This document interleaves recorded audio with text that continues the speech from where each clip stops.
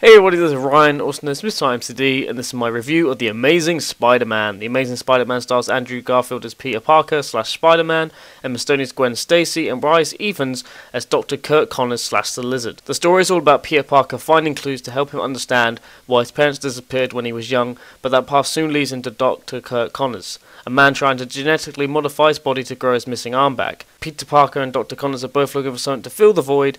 Peter Parker fills that with Spider-Man, whilst Dr. Connors fills that void with the Lizard, and it all becomes a collision course of chaos. Since this is a reboot of the series directed by Marc Webb, who also directed 500 Days of Summer, I was interested to see how this was going to turn out, and I believe it turned out very well, and here's why. First of all, Andrew Garfield is great as Spider-Man. I feel he does a lot better job acting and being Spider-Man than Tobey Maguire, and has that wit, intelligence, and overall attitude that I would associate with Spider-Man. This is a modern Spider-Man. This is a Spider-Man that uses a touchscreen phone, but it's still a Spider-Man I used to associate with the comics and the TV show with artificial web shooters. It's colourful yet dark. Spider-Man gets in a lot of trouble in this film and a world of pain. I thought the Lizard wouldn't be much of a foe nor interesting, but that is a complete mistake, because Spider-Man really does get his ass kicked in this film, and the Lizard pretty much destroys him. You're going to see quite a bit of blood and some deep claw marks on Peter Parker, and whilst people might say this is turning into Batman, I don't think so. I think it's more of a sensible Spider-Man that is still fun and serious and doesn't have that goofiness of the original trilogy. Spider-Man's a lot more energetic, he uses the intelligence and wit to take out his foes. He's cocky in many areas, but I still like that, and it shows he has more of a character. And the film illustrates well his special spider powers, such as spider sense, and his interesting ways of web slinging, whether that be shooting himself like a cannonball or making spider webs to detect noise and use it as a net. It's all really cool. Because the original Spider-Man film trilogy starring Tobey Maguire came in a world where computer-generated imagery was this new flashy thing and everyone was getting excited about it, it's hard to make that so special now.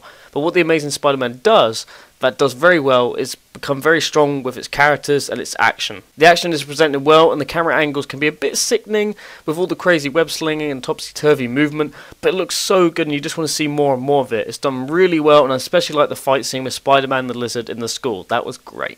As mentioned before, Andrew Garfield as Spider-Man is great and is a good choice, and so is Emma Stone as Gwen Stacy. Their characters are developed well and are fun to learn about and watch. You'll see some awkward moments here and there, but they seem like real people. My only issue is that I don't think Emma Stone suited blonde hair so well, and when Andrew Garfield cries in some of the scenes, I think he overdoes it in some areas and underdoes it in other areas. It all loses that bit of realism of the film, but I suppose it is a film about a man with spider powers, so it's not meant to be that realistic anyway. What I can't really excuse though is that the citizens and Spider-Man and unmask himself a few times in the film, namely the subway. Peter Parker will do all this spider-like stuff, but no one will really question it, they will just accept it. If I saw a guy like suddenly spring up onto the top of a subway train like a spider, I would instantly go like, what the fuck, you know? It's just weird, but they just don't seem to react like that. You would think someone like that would tell the police or something like that, but I suppose these nobodies on the street or on the subway, they're not really going to care. And even if they told it to the police, they'll probably think they're on crack or something. Omar Spidey is a bit much in this film, but I suppose it adds some good character development, but just some of the areas don't need to be fleshed out and others do. The film is mostly all about Peter Parker finding out about his parents, and when he finds out they died in a plane crash, he doesn't really hesitate. He becomes more interested in Dr. Connors' work, and that's a little bit strange.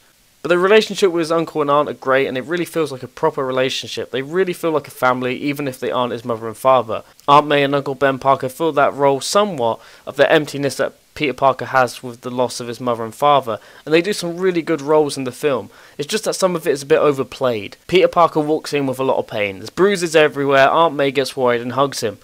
Peter Parker goes into his room, he listens to an old voicemail of his Uncle Ben, and then it cuts to the next scene. They do it about 2 or 3 times, and these short moments can be a bit repetitive and samey, and they lose some of the impact the second or third time through. It seems like I'm nitpicking this film, and perhaps I am, but when I think about it, this could be the beginning of a really good reboot for the Spider-Man series. I think it's time Spider-Man came back to the cinemas of the world in a big way.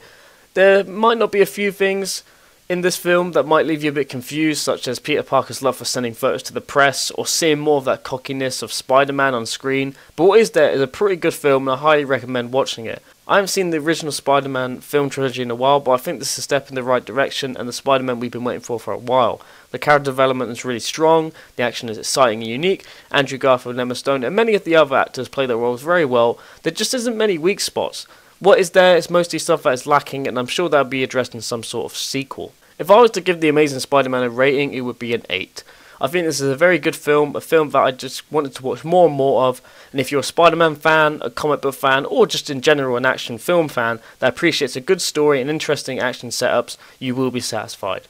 Be sure to subscribe for more movie reviews, as well as some other great content, whether it be gaming or film related. I'm sure you won't be disappointed. It will really mean a lot to me guys, but for now, take care and have a nice day.